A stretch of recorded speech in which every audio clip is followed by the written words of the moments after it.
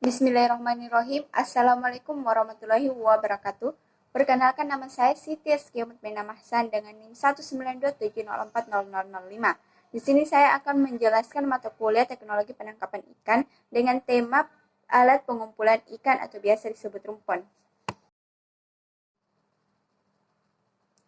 Alat pengumpulan ikan yang lebih sering disebut rumpon. Alat pengumpulan ikan atau rumpon adalah benda berlabuh atau melayang yang ditempatkan di dasar laut untuk menarik ikan. Rumpon permukaan atau pertengahan. Air paling awal adalah elemen dari alam seperti kayu apung dan pohon. Nelayan dari Indonesia dan Filipina mulai membangun rakit apung dari bambu dan bahan lainnya untuk menarik ikan sejak tahun 1900. Rumpon tradisional memiliki pengalaman penangkapan ikan dalam jangka panjang yang dibuat di tempat dengan bahan-bahan lokal dan digunakan di perairan pantai dangkal sekitar kedalaman 50-200 meter oleh nelayan skala kecil untuk menangkap ikan pelagis kecil dan umpan.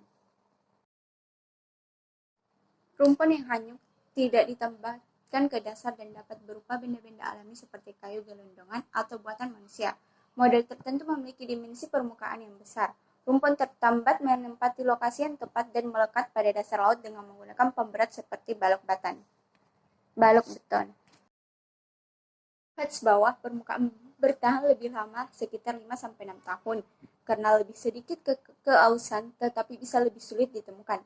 Dalam beberapa kasus, bagian atas tali dibuat dari rantai logam yang lebih berat dari air, sehingga jika pelampung terlepas dari tali akan tenggelam dan dengan demikian menghindari kerusakan pada kapal yang lewat yang tidak lagi menggunakan pelampung agar tidak tersangkut. Jarak yang paling sesuai antara masing-masing rumpon tergantung pada kelimpahan dan jenis spesies sasaran. Berkisar antara beberapa ratus sampai 1000 meter untuk ikan pelagis kecil di perairan pesisir atau dangkal, atau 5-10 mil laut untuk rumpon tuna air dalam. Mereka berkumpul dalam jumlah yang cukup besar di sekitar objek seperti flotsam yang hanyut, rakit, ubur-ubur, dan rumput laut yang mengapung. Benda-benda tersebut tampaknya memberikan stimulus visual dalam kekosongan optik dan menawarkan beberapa perlindungan bagi ikan remaja dari pemangsa. Pengumpulan ikan remaja pada gilirannya menarik ikan predator yang lebih besar. Mereka kebanyakan menargetkan sekolah tuna. Kawanan tuna mata besar remaja dan tuna sirip kuning dikumpulkan paling dekat dengan perangkat 10-50 meter. Lebih jauh 50-150 meter, ada kelompok tuna sirip kuning dan tuna albacore yang kurang padat.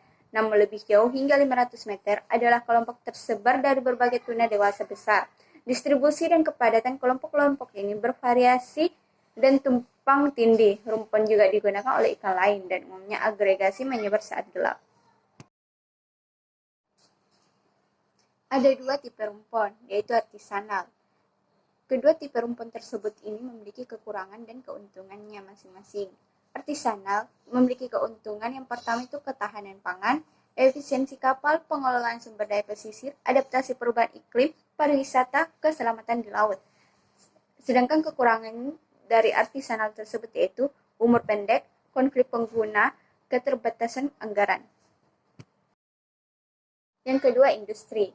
Keuntungannya yaitu ketahanan pangan, efisiensi, pengembangan dalam negeri, distribusi usaha, dan pendapatan lisensi. Kekurangannya yaitu peningkatan tangkapan tuna mata besar meski tidak tepat sasaran, tangkapan ikan tuna ukuran kecil, hasil tangkapan sampingan yang kebanyakan hiu sutra dan penyu.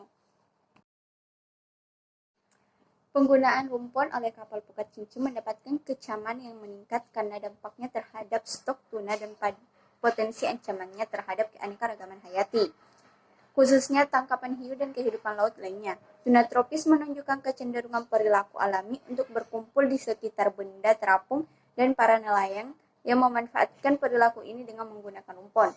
Kemajuan teknologi dalam desain rumpon telah meningkatkan efisiensi penangkapan dan rumpon telah berkontribusi pada peningkatan tangkapan tuna terutama cakalang dan tuna sirip kuning. Demikianlah yang dapat saya sampaikan. Lebih dan kurangnya mohon dimaafkan. Wabillahi taufiq wal hidayah. Wassalamualaikum warahmatullahi wabarakatuh.